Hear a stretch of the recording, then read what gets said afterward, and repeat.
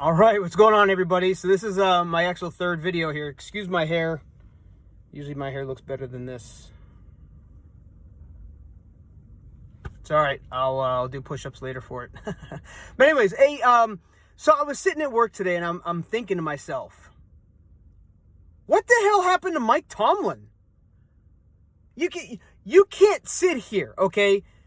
This guy, you can't tell me anything besides, Tomlin is trash.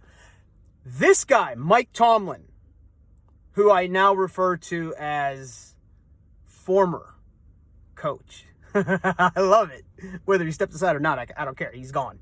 But anyways, Mike Tomlin, by the NFL, was put on this pedestal for 19 years, talking about how impressive his 500 and above record was in the NFL for 19 straight years. And everybody's talking about Mike Tomlin, the Hall of Fame head coach. Mike Tomlin wearing the gold jacket on the first ballot, first opportunity.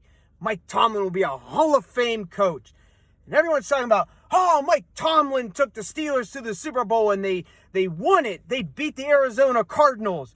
And he took them to another Super Bowl in which Rashard Mendenhall fumbled the ball away on the game-winning drive, potentially, and they lost to the Green Bay Packers, who stuffed them.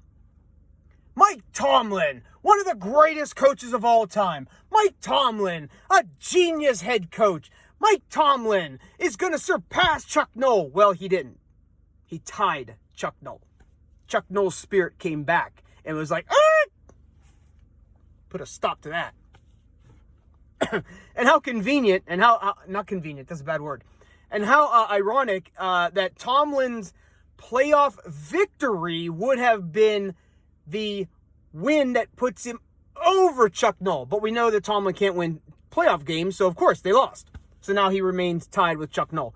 But I just find it amazingly odd and crazy that the NFL, NBC, CBS, ABC, ESPN, you name a network out there that talks football, Shay's club or whatever, Shannon Sharp's club, Ryan Clark, Stephen A. Smith. You talk about all these people out there.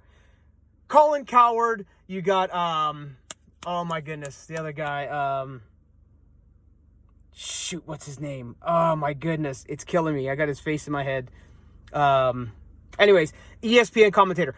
But you got all these people talking about how great Tomlin is.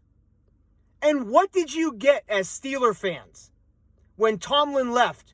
You got a little typed up message that probably the Rooney secretary put together. Hey, I want to thank the fans, blah, blah, blah. That's it. That's all you got out of Mike Tomlin.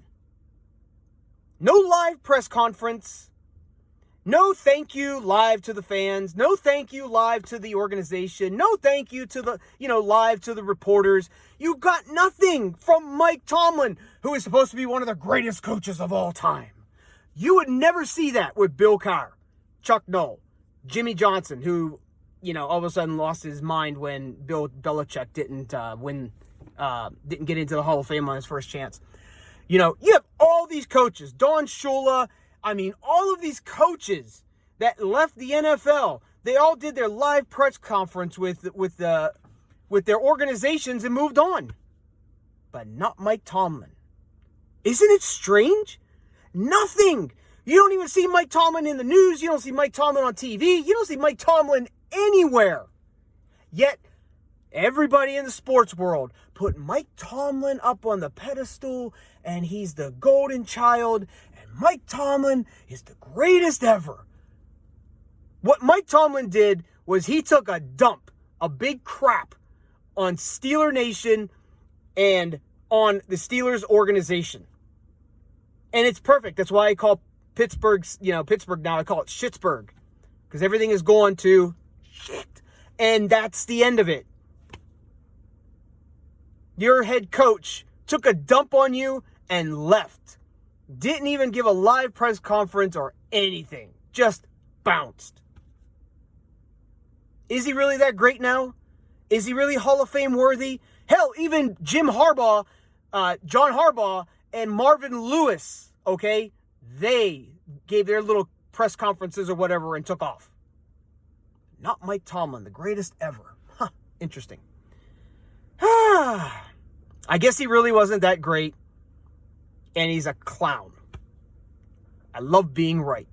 Take care, everybody.